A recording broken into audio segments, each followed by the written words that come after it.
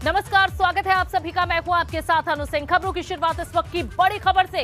पूर्व आईपीएस अधिकारी ने थामा है भाजपा का दामन। असीम अरुण ने लखनऊ में भाजपा ज्वाइन कर ली है। भाजपा अध्यक्ष स्वतंत्र देव सिंह ने उनकी ज्वाइनिंग कराई है। यूपी चुनाव सह प्रभारी अनुराग ठाकुर ने उन्हें पार्टी की सदस्यता दिलाई। इस वक्त की ये बड़ी खबर, जहां असीम अरुण ने लखनऊ में बीजेपी का दामन थाम लिया है। यूपी चुनाव सह प्रभारी अनुराग ठाकुर ने उन्हें भाजपा की सदस्यता दिलाई है। पूर्व आईपीएस अधिकारी ने भाजपा का दामन थाम लिया है और इस दौरान उन्होंने ये भी कहा कि जब वे रहे इस सर्विस में उस समय किसी भी नेता का फोन नहीं आया है, यानी कि पूरी तरह से कानून का राज रहा है। कभी किसी भी गुंडे को छुड़वाने के लिए या फिर किसी भी तरह के फेवर के लिए कोई फोन नहीं आया है, यानी कि पूरी तरह से कानून का राज उत्तर प्रदेश में अपनी सर्विस के दौरान उन्होंने अनुभव किया है। असीम अरुण लखनऊ में शामिल हो चुके हैं भाजपा में। भाजपा के प्रदेश अध्यक्ष स्वतंत्र देव सिंह ने उन्हें पार्टी की सदस्यता ग्रहण कराई है। अनुराग ठाकुर भी इस दौरान मौजूद रहे। यूपी चुनाव सह प्रभारी वे हैं।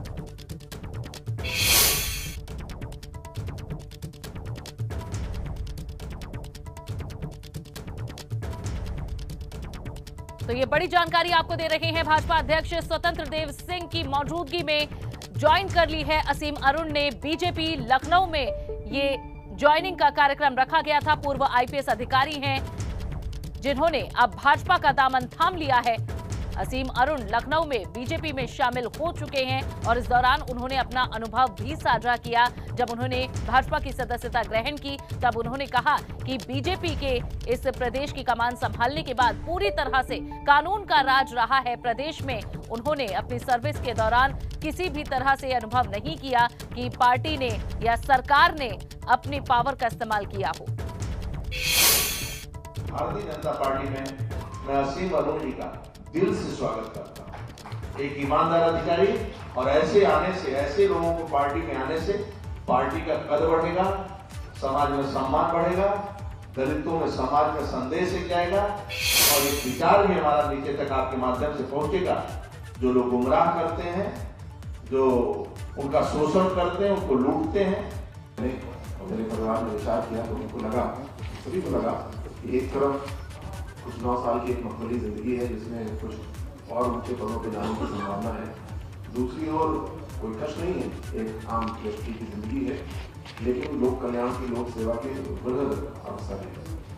मैं ऐसा महसूस करता हूँ कि माननीय प्रधानमंत्री मोदी जी की इतनी वृहद सोच है और भारतीय जनता पार्टी की सबसे बड़ी शक्ति है नए नेतृत्व को विकसित करने की योजनाएं बनाना और तैयार करना।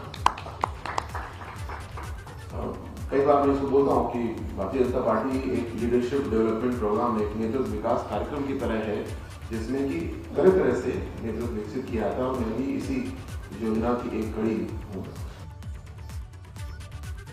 और रतीश हमारे संवाददाता ज्यादा जानकारी देंगे। रतीश, किस तरह से इस ज्वाइनिंग को देखा जा रहा है? जो पुलिस महकमे में अनुभव रहा है असीम अरुण का, कैसे फायदा मिलेगा इसका पार्टी को?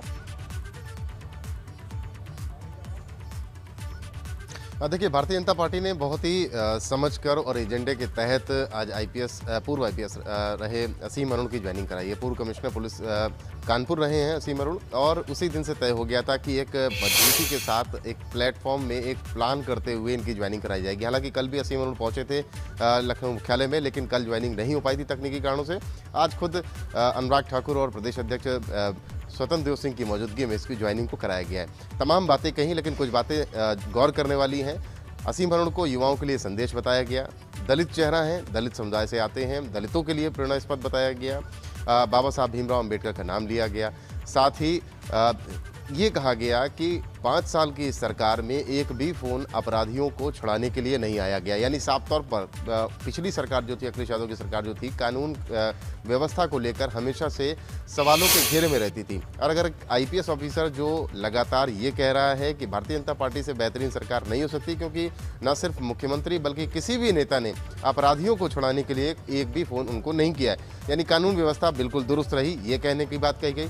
ईमानदार छवि रही, भ्रष्टाचार के आरोपों से अखिलेश सरकार को घेरा गया, यानी ईमानदार अफसर भारतीय जनता पार्टी का रुख कर रहे हैं, ये भी संदेश देने की कोशिश की गई।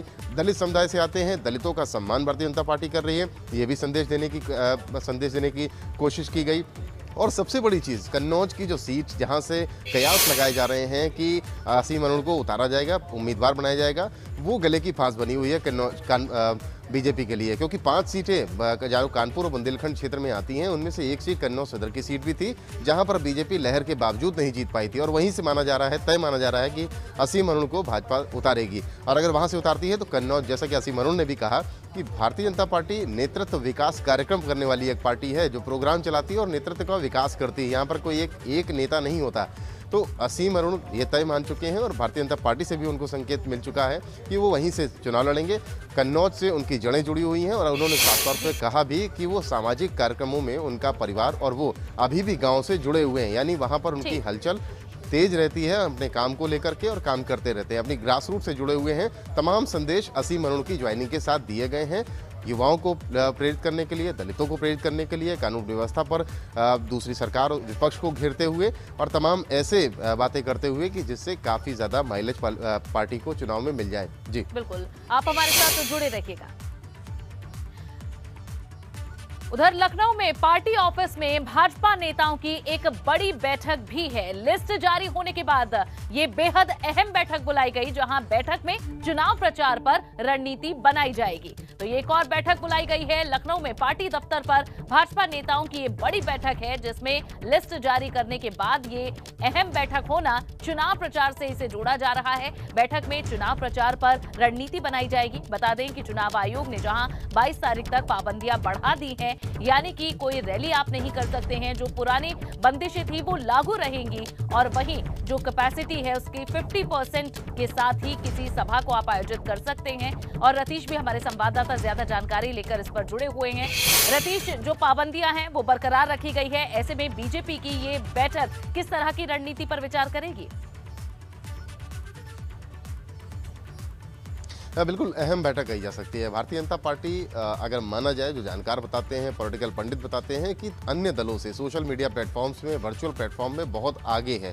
भारतीय जनता पार्टी के नेता लगातार कोरोना काल में भी वर्चुअल रैलियां करते रहे, वर्चुअल सभाएं करते रहे और अपने कार्यकर्ताओं को वर्चुअली संदेश देते रहे। शायद इसीलिए जब चुनाव आयोग ने पाबंदियों का ऐलान किया था, अखिलेश यादव ने तत्काल कह दिया था कि हमें बड़ी मदद की जरूरत होगी चुनाव आयोग से, क्योंकि इतना वर्चुअल प्लेटफॉर्म को उन्होंने जनसभाओं के रूप में नहीं यूज किया या अपने कार्यकर्ताओं तक वर्चुअल प्लेटफॉर्म से संदेश पहुंचाने में वो कामयाब नहीं हो पाए जितना भारतीय जनता पार्टी पहुंचाती आई है। लेकिन चुनाव प्रचार को लेकर एक बड़ी बैठक, स्वतंत्र देव सिंह से लेकर के तमाम बड़े नेता इस चुनाव प्रचार करने वाली बैठक में शामिल होंगे। जो नई पाबंदियां हैं उनको देखा जाएगा, नई जो गाइडलाइन दी गई है, तारीख दी गई है। भारतीय जनता पार्टी के नेता दम ठोक करके कहते हैं कि उनका प्रचार वर्चुअल तरीके से काफी तेज चल रहा है और काफी गति के साथ चल रहा है, क्योंकि उन्होंने पूरी तैयारी पहले से कर रखी है। अब किस दिशा में ले जाना है और कार्यकर्ताओं को क्या क्या संदेश दिए जाने हैं, इस पर विचार होगा। और दूसरा ये भी अहम बात है कि जो आने वाली लिस्ट है उसको लेकर के कल दिल्ली में एक बड़ी बैठक है, उस पर भी आज मंथन किया जाएगा। जी शुक्रिया रतीश इस पूरी जानकारी के लिए। और अब बात अखिलेश यादव के दाव की, जिसमें आज से दारा सिंह चौहान का नाम भी शामिल हो रहा है।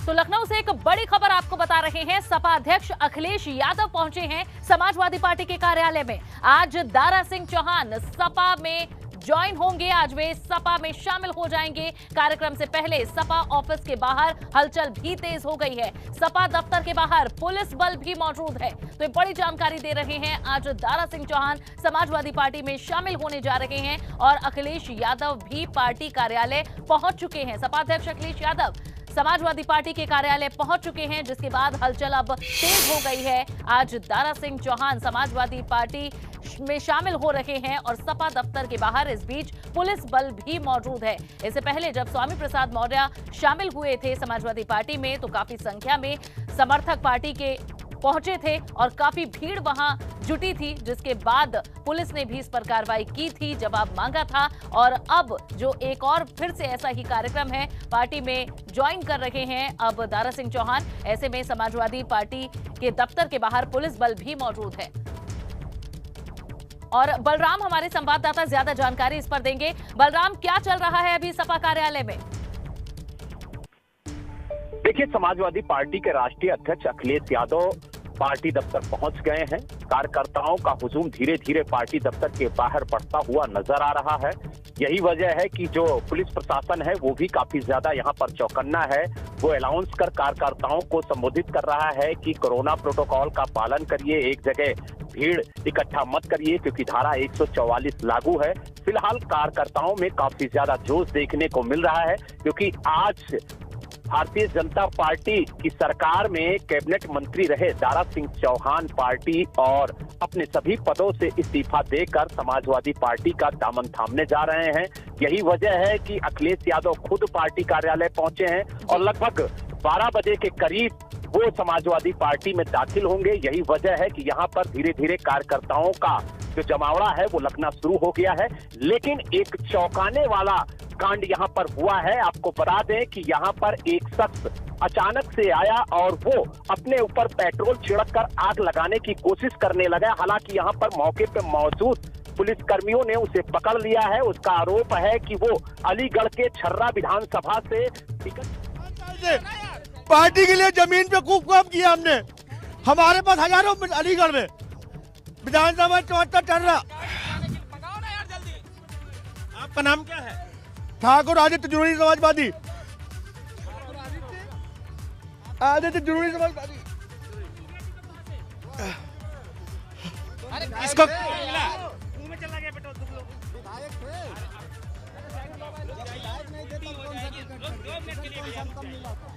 मैं यह आत्महत्या करूंगा, हर हालत में करूंगा। आप रोक लो, आप थाने में बंद कर दो, आप जेल में बंद कर दो। मैं गाड़ी जल्दी मंगाओ, आइए किनारे आइए यार। देख सकते हैं कि किस तरह से यहाँ पर टिकट न मिलने की वजह से आत्महत्या की कोशिश की है। इनका कहना है कि हम लगातार पिछले कई सालों से मेहनत कर रहे थे, प्रयास कर रहे थे और मेरा टिकट काट दिया। मेरे को टिकट नहीं दी।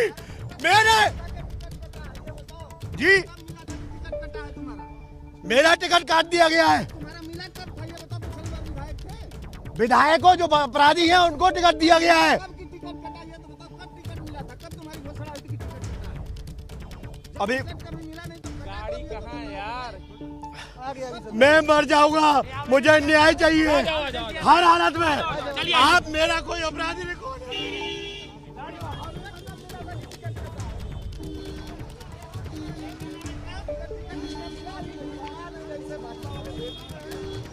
तो ये समाजवादी पार्टी के दफ्तर के बाहर की तस्वीरें आपको दिखा रहे हैं जहां समाजवादी पार्टी के एक नेता ने टिकट ना मिलने से दुखी होकर अपने ऊपर पेट्रोल छिड़ककर आत्मदाह करने की कोशिश की, लेकिन समय रहते इसे बचा लिया गया है और पुलिस अब अपने साथ लेकर गई है।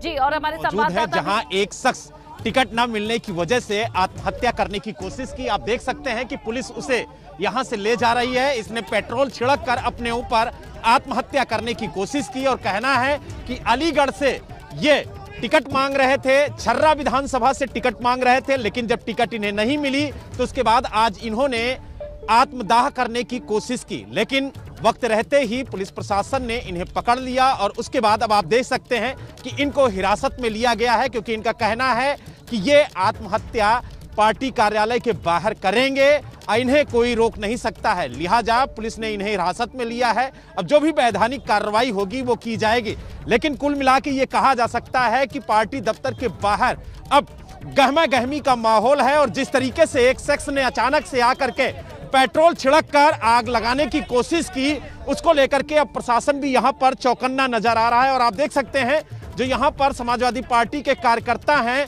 उनमें भी यहाँ पर हलचल मच गई है क्योंकि अचानक से ये शख्स यहाँ पर आया और उसके बाद इसने पेट्रोल छिड़क कर आग लगाने की कोशिश की, लेकिन कहीं ना कहीं वक्त रहते ही प्रशासन ने इसे धर दबोचा और अब प्रशासन ने हिरासत में लिया है।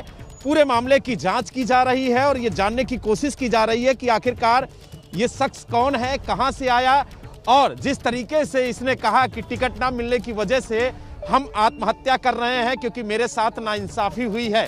तो कुल मिला के अब समाजवादी पार्टी की तरफ से क्या रिएक्शन आता है ये भी देखने वाली बात होगी। लेकिन कहीं ना कहीं प्रशासन पूरी तरह से पार्टी दफ्तर के बाहर मुस्तैद नजर आ रहा है।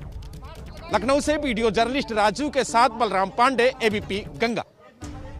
तो अखिलेश यादव कार्यालय के अंदर मौजूद हैं और बाहर समाजवादी पार्टी के एक नेता ने आत्मदाह करने की कोशिश की है और उसने रोते हुए ये कहा कि उसे पूरी उम्मीद थी, उसे टिकट मिलना चाहिए था, लेकिन उसे टिकट नहीं मिला और इसी वजह से वो खुदकुशी कर रहा है, लेकिन उसे लोगों ने वहां मौजूद और पुलिस ने बचा लिया। बलराम हमारे संवाददाता फोन पर हमारे साथ जुड़े हुए हैं। बलराम, जब ये शख्स रो रहा था, कह रहा था कि गुंडों को टिकट दिया जा रहा है लेकिन मेरा टिकट काट दिया, क्या कहना चाहता था ये शख्स? देखिए, पुलिस ने जब इस शख्स से पूछताछ की और ये जानने की कोशिश की कि आखिरकार ये पूरा मामला है क्या, तो इस शख्स ने कहा कि हमें अलीगढ़ छर्रा विधानसभा से टिकट देने का आश्वासन दिया गया था, लेकिन हमें टिकट नहीं मिला, दूसरे को टिकट दे दी गई। यही वजह है कि अब हम पेट्रोल छिड़क कर आत्मदाह कर रहे हैं। लेकिन प्रशासन ने इसे आत्मदाह करने से रोक लिया है और अब पूरे मामले की जांच शुरू कर दी है कि आखिरकार ये पूरा मामला है क्या और इसके पीछे क्या वजह है। तो पूरे मामले की जांच अब पुलिस कर रही है। जांच में जो भी तथ्य निकल के आएंगे उसी के आधार पर आगे की कार्रवाई होगी। जब ये पूरा एपिसोड हुआ, जब इस शख्स ने, और हम तस्वीरें भी अपने लोगों को, अपने दर्शकों को दिखा रहे हैं, पेट्रोल छिड़का इसने, अंदर अखिलेश यादव मौजूद थे और समाजवादी पार्टी के और भी बड़े नेता मौजूद थे। जब ये पूरा घटनाक्रम हुआ, क्या कोई बड़ा नेता बाहर आया, क्या कोई सुध लेने की कोशिश की? देखिए, आपको बता दें कि अखिलेश यादव खुद पार्टी दफ्तर के अंदर मौजूद हैं, उनके साथ कई सीनियर नेता भी मौजूद हैं, लेकिन कोई भी शख्स दफ्तर से बाहर निकल करके नहीं आया और ना ही पुलिस ने ये जानने की कोशिश की कि आखिरकार ये कौन शख्स था और इसने आत्मदाह करने की कोशिश क्यों की, क्योंकि वो लगातार ये चिल्ला रहा था कि मैं आत्महत्या करूंगा और पार्टी दफ्तर के बाहर ही आत्महत्या करूंगा क्योंकि हमारी बातें नहीं मानी गई, हमारे साथ नाइंसाफी हुई है। इस तरीके का उद्घोष जरूर अंदर सुनाई दिया होगा कि कोई शख्स यहाँ पर आत्मदाह करने की कोशिश कर रहा है, लेकिन पार्टी दफ्तर से अभी तक कोई बाहर निकल के नहीं आया, ना ही मीडिया के सामने कोई प्रतिक्रिया दी कि आखिरकार ये शख्स कौन है, क्या इससे आश्वासन दिया गया था टिकट देने का या नहीं दिया गया था, क्या है पार्टी का रुख, ये भी अभी स्पष्ट नहीं हुआ है। लेकिन एबीपी गंगा लगातार प्रयास कर रहा है कि समाजवादी पार्टी का पक्ष जाने कि आखिरकार समाजवादी पार्टी क्या कहना चाहती है, समाजवादी पार्टी के नेता क्या कहना चाहते हैं इस शख्स को लेकर के। लेकिन इस शख्स ने जिस तरीके से आकर के पार्टी दफ्तर के बाहर पेट्रोल छिड़क कर आत्मदाह करने की कोशिश की, उसने कई सवाल खड़े कर दिए और प्रशासन को भी चौकन्ना कर दिया, क्योंकि कुछ ही देर बाद अभी भारतीय जनता पार्टी के नेता और पूर्व कैबिनेट मंत्री दारा सिंह चौहान समाजवादी पार्टी में शामिल होंगे। उनके शामिल होने को लेकर के यहाँ पर हलचल मची हुई थी, लेकिन जिस तरीके से इस शख्स ने अचानक आकर के पेट्रोल छिड़क कर आत्मदाह करने की कोशिश की। बलराम, सवाल यही है कि कार्यकर्ता भावुक हो जाते हैं, वो उम्मीद करते हैं कि उन्हें भी जो जनाधार उन्होंने बनाया है उसे समेटने का मौका मिलेगा, वोट लेने का मौका मिलेगा, लेकिन जब मौका नहीं मिलता तो ऐसे दुख अपना जाहिर करते हैं। शुक्रिया बलराम पूरी जानकारी के लिए। तो ये तस्वीरें हम दिखा रहे हैं एक्सक्लूसिव एबीपी गंगा पर, जहां समाजवादी पार्टी के कार्यालय के बाहर एक शख्स ने आत्मदाह करने की कोशिश की। अब बात करेंगे फैलते कोरोना संक्रमण की। देश में 24 घंटे में कोरोना के 2,71,202 नए मामले सामने आए हैं। पिछले 24 घंटे में 314 लोगों की कोरोना से जान भी गई है। एक दिन में 1,38,331 कोरोना मरीज ठीक भी हुए। और इसी के साथ खबरों में फिलहाल के लिए बस इतना ही।